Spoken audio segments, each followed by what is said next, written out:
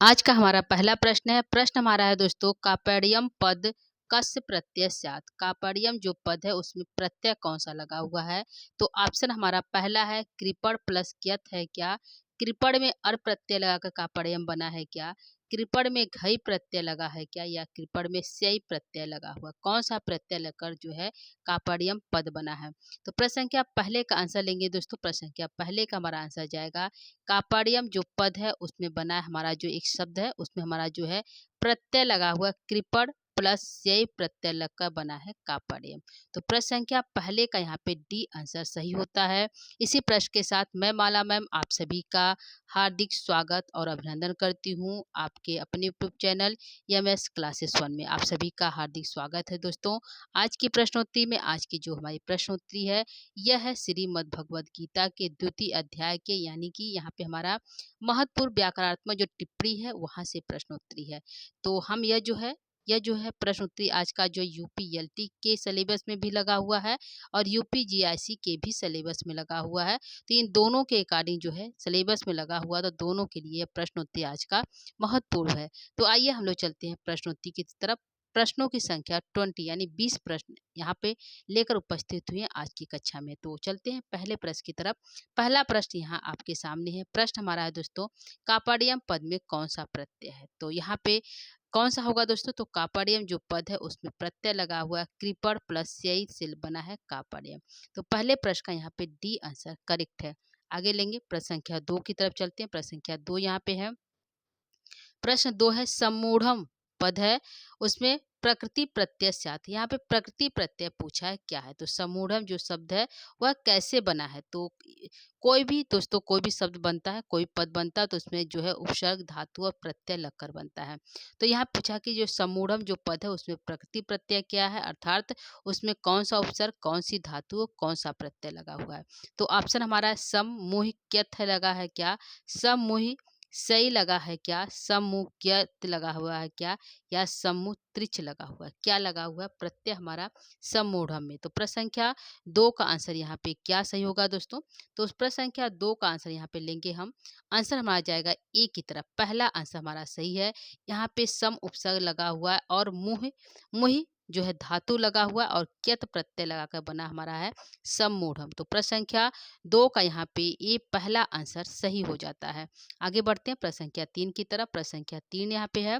धर्म मूढ़ चेता पदम का समासास्ति।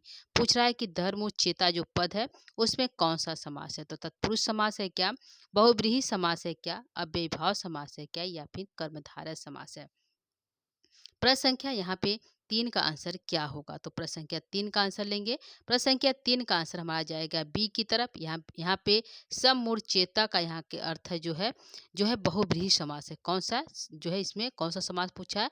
तो समास हमारा है बहुब्रीहि समास। प्रश्न संख्या 3 का यहाँ पे बी आंसर सही हो जाता है। आगे बढ़ते हैं प्रश्न संख्या 4 की तरफ चलेंगे। प्रश्न संख्या 4 यहाँ पे है कि गुणाकेश पद का समासास्ति। अब पूछ रहा है गुणाकेश जो पद है जो अर्जुन के लिए आया, यह पद जो है गुणाकेश शब्द से अर्जुन का बोध होता है। तो गुणाकेश पद में कौन सा समास है? तो तत्पुरुष समास, बहुब्रीहि समास है, अव्ययीभाव समास है, या भी षष्ठी तत्पुरुष समास है? कौन सा समास है यहाँ पे दोस्तों? प्रश्न संख्या जो है 4 का। तो यहाँ पे गुण का निद्रा, यहाँ पे तस्या ईशा जो है यहाँ पे विच्छेद होगा। तो पूछा कौन सा समास है? तो समास हमारे यहाँ पे आएगा कौन सा होगा दोस्तों? तत्पुरुष समास, बहुब्रीहि, अव्ययीभाव, या फिर षष्ठी तत्पुरुष समास? तो प्रश्न संख्या 4 का आंसर लेंगे। प्रश्न संख्या 4 का आंसर यहाँ पे जाएगा जो है षष्ठी तत्पुरुष समास। विच्छेद होगा गुढ़ का, क्या हो जाएगा? गुढ़ का निद्रा, निद्रा होगा, तस्या निद्रा, और जो हो जाएगा तस्या ईशः, क्या हो जाएगा? तस्या ईशः। यह जो है गुणाकेश का विग्रह है। समास पूछा है कौन सा? तो समास हमारा है षष्ठी तत्पुरुष समास। तो प्रश्न संख्या 4 का यहाँ पे आंसर जो है कौन सा सही होता है दोस्तों? तो प्रश्न संख्या 4 का यहाँ पे डी आंसर करेक्ट हो जाता है, सही हो जाता है। आगे बढ़ेंगे प्रश्न संख्या 5 की तरफ। प्रश्न संख्या 5 यहाँ पे है दोस्तों कि अनुशोच पद कस्य लकार पुरुष वचनम अस्ति। यानी कि अनुशोचक पद में कौन सा लकार, कौन सा पुरुष और कौन सा वचन है? तो प्रश्न संख्या 5 का आंसर लेंगे दोस्तों। यहाँ पे है लंग लकार मध्यम पुरुष एक वचन है क्या, लोट लकार मध्यम पुरुष द्विवचन है क्या, लट लकार मध्यम पुरुष बहुवचन है क्या, या फिर विधि लिंग लकार मध्यम पुरुष एक वचन है अनुशोचन में। तो कौन सा यहाँ पे आंसर हो जाएगा? प्रश्न संख्या 5 का आंसर क्या होगा दोस्तों? पूछा है कौन सा लकार, कौन सा पुरुष और कौन सा वचन है। तो प्रश्न संख्या यहाँ पे यदि हम इसका जो है उपसर्ग और धातु देखते हैं तो यहाँ पे अनुशोच में जो है अनु उपसर्ग लगा हुआ है। कौन सा लगा हुआ है दोस्तों? अनु उपसर्ग लगा हुआ है और सुच धातु का प्रयोग है। क्या है? सुच धातु का प्रयोग है। तो अनु और सुच से मिलकर बना है अनुशोच्य। और पूछ रहा है कौन सा लकार कौन सा पुरुष है, तो यहाँ पे है लंग लकार मध्यम पुरुष एक वचन यहाँ पे होगा। तो प्रश्न संख्या 5 का यहाँ पे पहला आंसर सही हो जाता है। तो पहले आंसर सही है, प्रश्न संख्या 5 का ए आंसर सही है।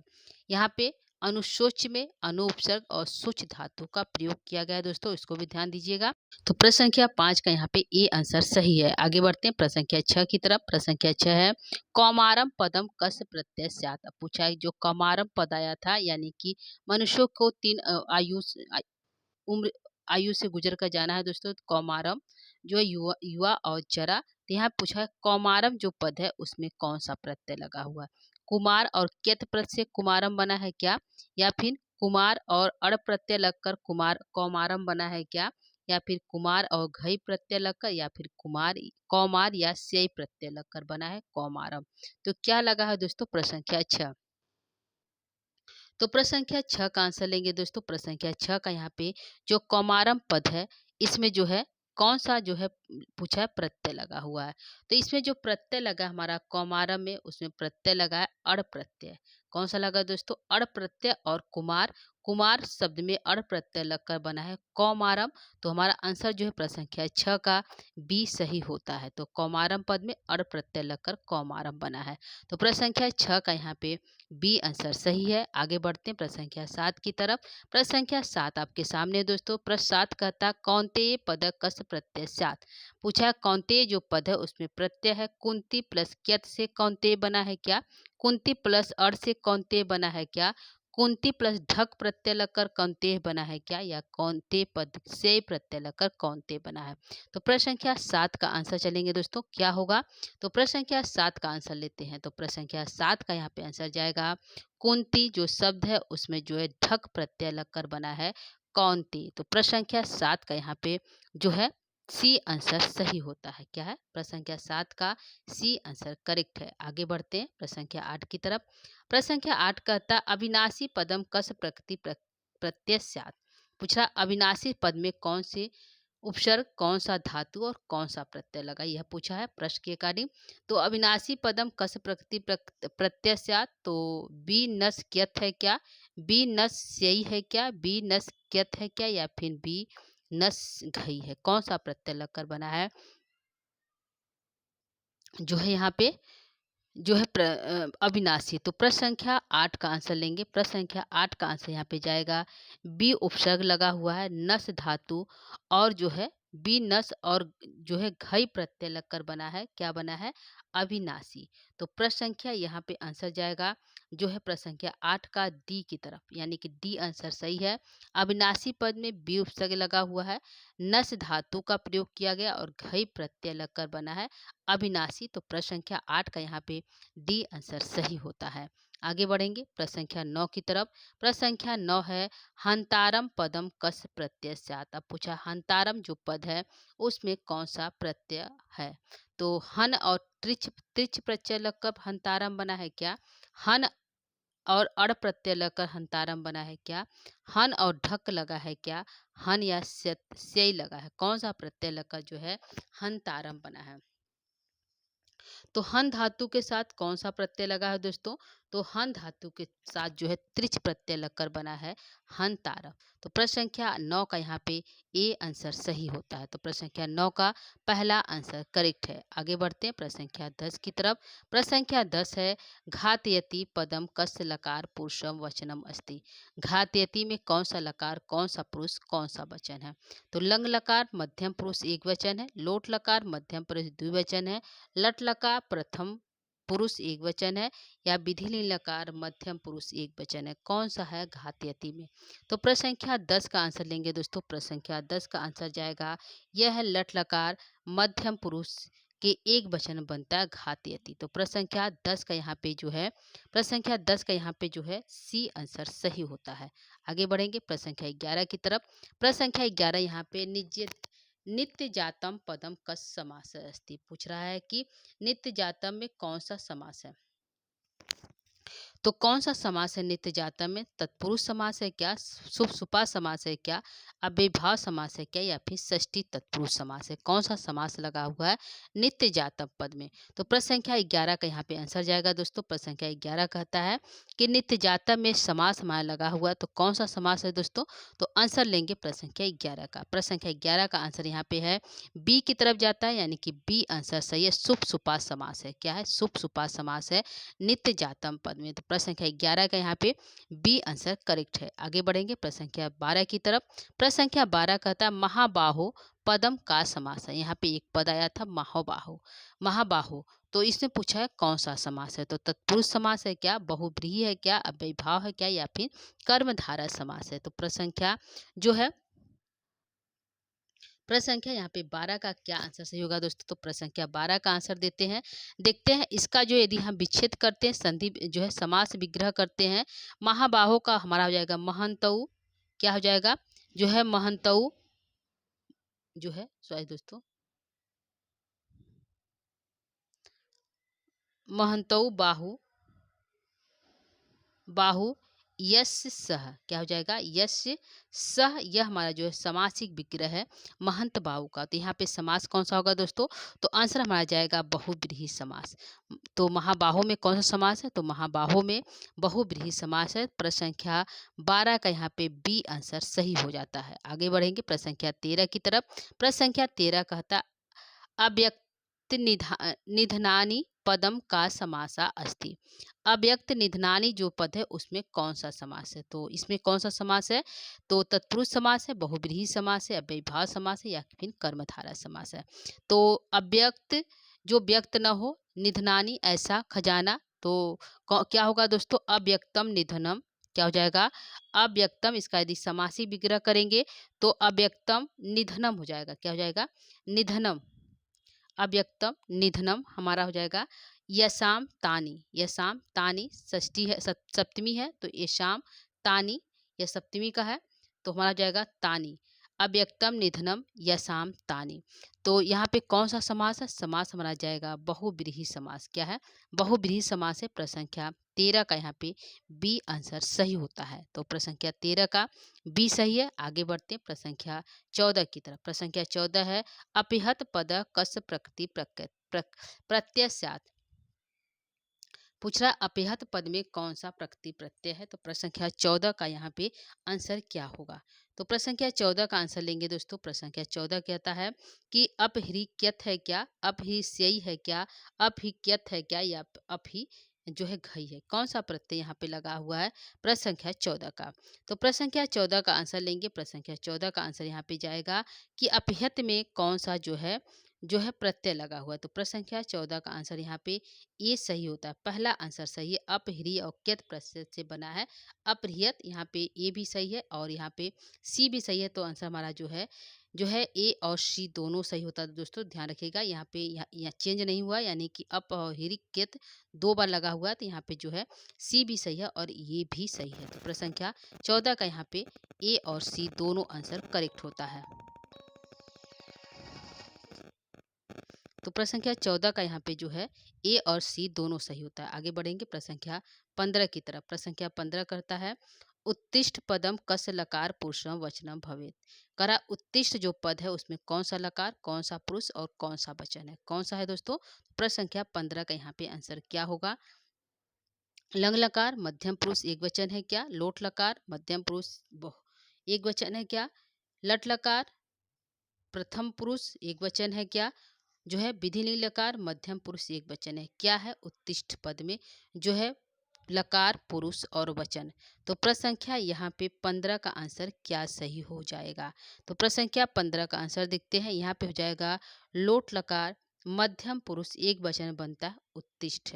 क्या बनता? उत्तिष्ठ। तो प्रश्न संख्या 15 का यहाँ पे बी आंसर सही होता है। आगे बढ़ेंगे प्रश्न संख्या 16 की तरफ। प्रश्न संख्या 16 कहता है दुख दुख सुखे पदम कस समास अस्ति। पूछ रहा है कि दुख और सुख में कौन सा समास है? इतरेतर द्वंद्व समास है, शुभ समास है, अव्ययीभाव समास है या फिर षष्ठी तत्पुरुष समास है? कौन सा समास है जो है प्रश्न संख्या 16 के आंसर में? तो प्रश्न संख्या 16 के प्रश्न में आंसर क्या सही होगा? तो प्रश्न संख्या 16 का आंसर यहाँ जाएगा दुख च, दुखम च और जो है सुखम सुखम च और दुखम च। तो यहाँ पे हो जाएगा इतरेतर द्वंद्व समास। क्या हो जाएगा? इतरेतर द्वंद्व समास। इसका समासी विग्रह करेंगे तो सुखम च और दुखम च। क्या हो जाएगा? सुखम च और दुखम च। यह हमारा समासिक विग्रह है। तो आंसर हो जाएगा इतरेतर द्वंद्व समास। तो प्रश्न संख्या 16 का यहाँ पे जो है ए आंसर सही होता है। आगे बढ़ेंगे प्रश्न संख्या 17 की तरफ। प्रश्न संख्या 17 कहता है 16 का ए सही है दोस्तों। 17 की तरफ चलते हैं। 17 कहता है कामात्मानः पदः का समास अस्ति। पूछ रहा है काम आत्मनः पद में कौन सा समास है? तो तत्पुरुष समास है, बहुव्रीहि समास है, अव्ययीभाव समास है या कर्मधारय समास है? तो प्रश्न संख्या यहाँ पे 17 का क्या आंसर सही होगा? तो प्रश्न संख्या 17 के आंसर की तरफ चलते हैं। यहाँ पे पूछा है कि कौन सा समास हो जाएगा कामात्मा में? तो आंसर लेंगे हम जो है प्रश्न संख्या 17 का। यहाँ पर समासी विग्रह करेंगे तो काम, कामः, आत्मा, एसाम ते। क्या हो जाएगा? एसाम जो है एसाम ते, एसाम ते ये हमारा समासिक विग्रह है। काम, आत्मा, एसाम ते समासिक विग्रह है। तो कौन सा समास होगा? समास हमारा हो जाएगा बहुव्रीहि समास। क्या हो जाएगा? बहुव्रीहि समास। तो प्रश्न संख्या 17 का यहाँ पे जो है कौन सा सही है दोस्तों? बी आंसर सही होता है। तो प्रश्न संख्या 17 का बी सही है। आगे बढ़ेंगे प्रश्न संख्या 18 की तरफ। प्रश्न संख्या 18 कहता है अपहृत चेतसाम पदम का समास अस्ति। पूछ रहा है कौन सा समास है अपहृत चेतसाम पद में? तो क्या होगा दोस्तों? तो कौन सा समास है? तत्पुरुष समास, अव्ययीभाव समास, कर्मधारय समास या बहुव्रीहि समास? तो प्रश्न संख्या 18 का आंसर क्या होगा? इसका हो जाएगा यदि समासिक विग्रह करेंगे तो अपहृतम। क्या हो जाएगा? अपहृतम चेत, चेत जो है चेत एशाम ते। क्या हो जाएगा? एशाम ते ये हमारा समासिक विग्रह है प्रश्न संख्या 18 का। तो आंसर हमारा हो जाएगा यहाँ पे बहुव्रीहि समास। तो प्रश्न संख्या 18 का डी आंसर सही होता है। आगे बढ़ेंगे प्रश्न संख्या 19 की तरफ। प्रश्न संख्या 19 करता है स्वर्ग परा पद का समास अस्ति। पूरा है कि स्वर्ग परा पद में कौन सा समास है? कौन सा है? तत्पुरुष समास, अव्ययी, कर्मधारय या भी बहुव्रीहि समास? कौन सा समास होगा दोस्तों? तो स्वर्ग परा प्रधान एसाम ते इसका समासिक विग्रह होगा। क्या हो जाएगा दोस्तों? स्वर्ग पर प्रधान एसाम ते। तो हमारा आंसर जाएगा बहुव्रीहि समास। क्या है? बहुव्रीहि समास। 19 का यहाँ पे डी आंसर सही होता है। आगे बढ़ेंगे प्रश्न संख्या 20 की तरफ। आज का अंतिम प्रश्न है। प्रश्न हमारा है युजस्व पदम कस्य लकार पुरुषम वचनम भवेत। कौन सा लकार पुरुष वचन है? तो प्रश्न संख्या 20 का क्या है दोस्तों? लंग लकार मध्यम पुरुष एक वचन, लोट लकार मध्यम पुरुष एक वचन, लट लकार मध्यम पुरुष एक वचन, विधि लिंग लकार मध्यम पुरुष एक वचन। क्या सही है प्रश्न संख्या 20 का आंसर? तो यहाँ पे प्रश्न संख्या 20 का आंसर क्या सही होगा?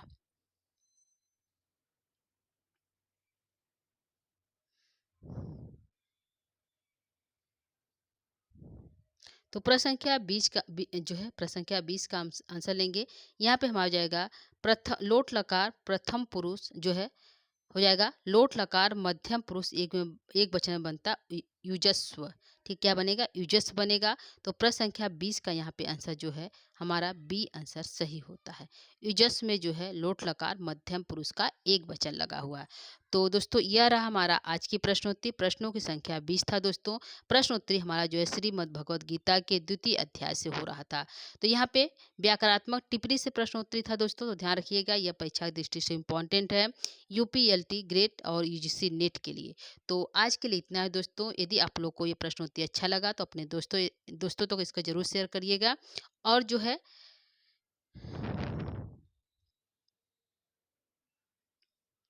ठीक है, तो आज की प्रश्नोत्तरी को यहीं पे हम समाप्त करेंगे दोस्तों। इसके आगे की प्रश्नोत्तरी यानी कि व्याकरणात्मक टिप्पणी के कुछ प्रश्न हमारे और बचे हुए हैं, तो इसको हम जो है कल की कक्षा में उसके पुनः लेकर उपस्थित होंगे। तब तक के लिए आज के लिए दोस्तों इतना ही। कल जो है पुनः उपस्थित होंगे, तब तक के लिए नमो नमः, नमः संस्कृताय, धन्यवाद, थैंक यू।